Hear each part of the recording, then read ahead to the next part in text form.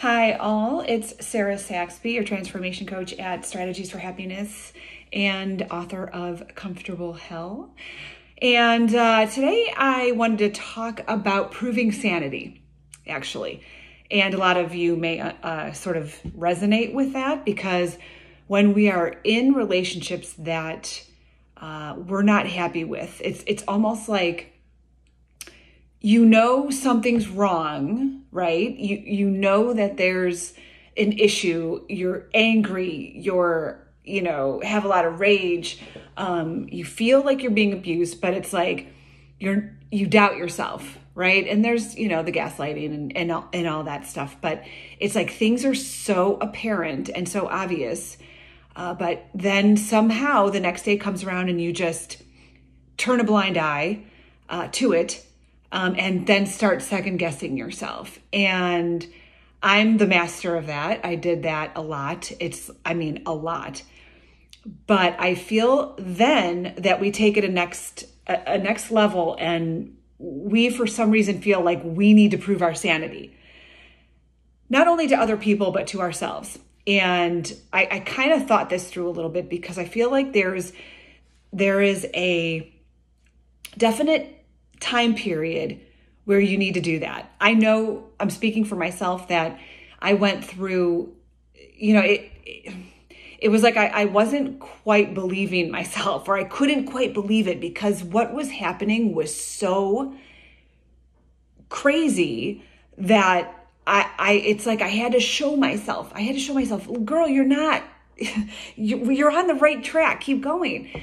Because I saw someone post on Facebook recently, and they said, that they were asking if anyone has any good recording device suggestions. And, I was like, here we go, because she's like, I want to prove that this is happening to me. And so I'm like, that's interesting because I think that's a really good idea. Because the one thing that I started to do, I didn't record right away, although I did. But the first thing that I started to do was journal. And I'm sure he read it all the time because I was being monitored 24/7. But I didn't give a shit. So I started a journal where I decided, because I spent how many years journaling the wonderful ways that I saw this relationship and I could save this, and this is how I want it to be. I hope it, it's kind of like create your own reality, right? Which I 100% believe in. But at some point you gotta shit or get off the pot. So anyway, I started writing down, and I came up with 55 or so different scenarios in which I was being treated poorly and or, sort of brainwashed or, made to believe that I'm crazy, abusive situations. I wrote all these things down.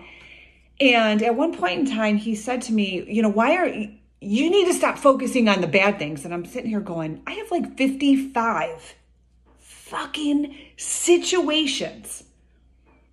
And I'm like, and I can't possibly think of anything good other than the fact that we have a beautiful home in a suburb and we get to go on, little vacations and things like that. But, I'm still abused on vacation. It's funny how that happens.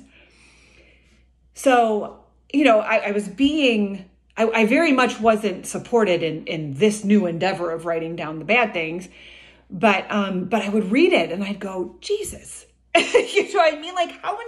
How many more do I have to write down before I stop beating a dead horse? It's like, and I've had a spiritual teacher for a very long time. And when I say spiritual, I don't mean religious or anything like that. I mean that I've had somebody helping me with my ego, and, see things differently, for 20 years.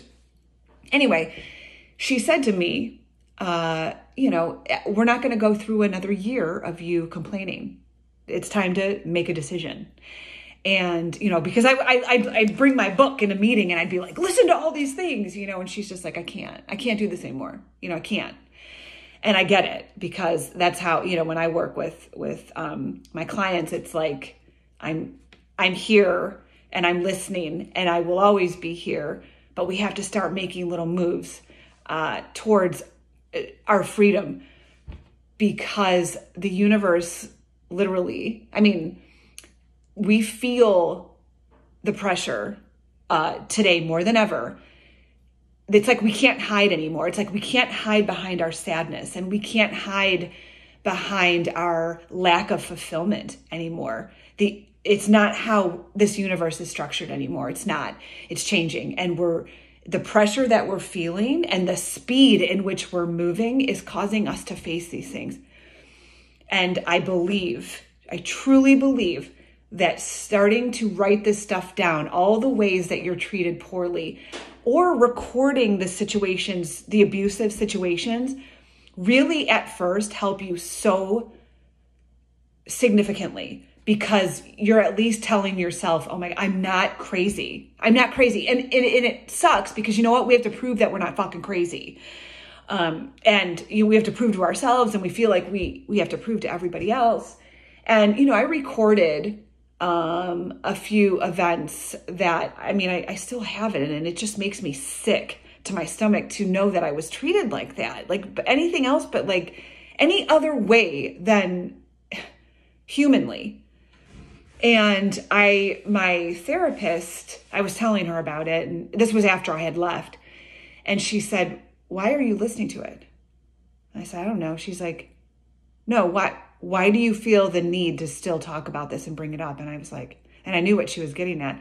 She was trying to get me to say like, well, because I still need to prove it to myself, because I'm doubting.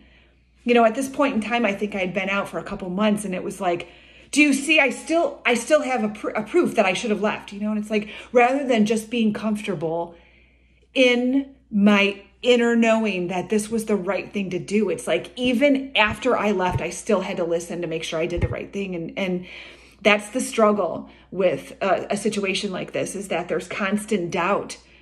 And that's why it's so hard to leave, because then we're like, maybe I'm making the wrong choice. Maybe it isn't what I think it is. But it's like, all you have to do is talk to your friends. And as soon as I do that, they're like, girl, like, shit, are you kidding me? That's the best move you ever made. So I really, really do think that writing these things down, if you feel that it's safe to do, and make it a recording and listening to it, it's very helpful. But the thing is, if you're going to be like me, what I did was I did these things, but I still stayed. And it was like, I used them to just go to tell people, oh, look at this. This is what I deal with. Rather than actually making a move, rather than really getting myself out of it. I loved just being a victim to it and complaining about it. It was because that's easier, right? It's easier to just complain some more. And so, and like I was saying, like, I remember telling my clients this, like, it's like the universe gives you nudges all the time, right? All these opportunities, all these little opportunities where it's like we have this, it's like this crossroads where we can go this way or this way. And typically we go the route that's more comfortable.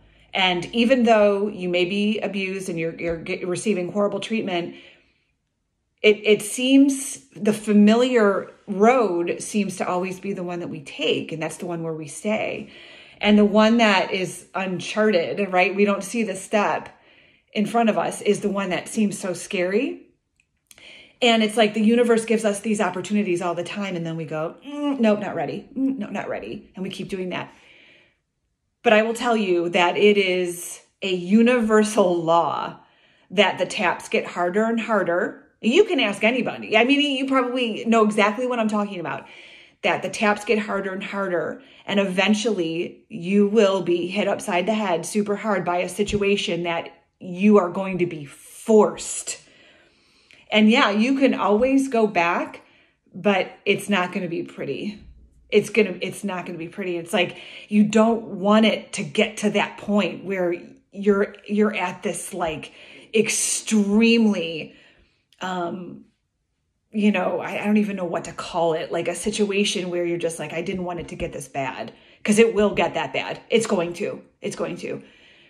So, that's where I come in. That's where I work with my clients. It's one of the areas that I work with my clients. And again, I don't give advice, but I paint this picture And then we start looking at these alternatives, and it's just the pure igniting that I'm able to do, that I've been given this gift to ignite you to actually want to start making the moves, when it's ready and when it's time.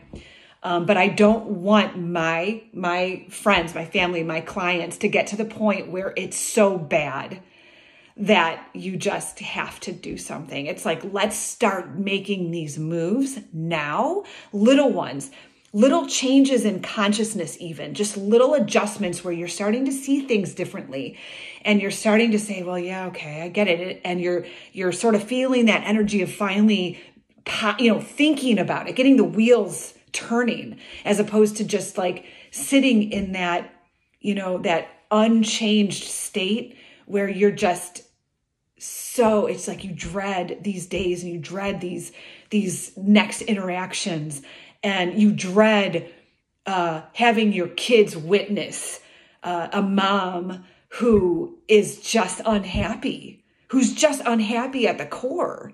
Because that's not okay. It's not okay for you to be unhappy. It's not okay for them to see that, you, and I can speak for most moms. It's like, you want your kids to see a happy and holistic, person, holistic self. And I understand how hard it is. I understand. Believe me, I get it. But do it for you, do it for your kids, do it for people around you that love you and they want to see you thrive. And that's, like I said, that's my specialty. These are the gifts I've been given to work with my clients. And I have people that, I'm sure would love to tell their story about how we worked together and how we did this. So I really can help people get unstuck. I help people navigate a new path after they've gotten unstuck. And I really love to work with empty nesters too, who are lost and are like, what the fuck am I supposed to do now? I don't like this person I'm with. Can I like him again? Can I not? Well, let's make a decision. What are my true dreams? I've put them on the back burner forever.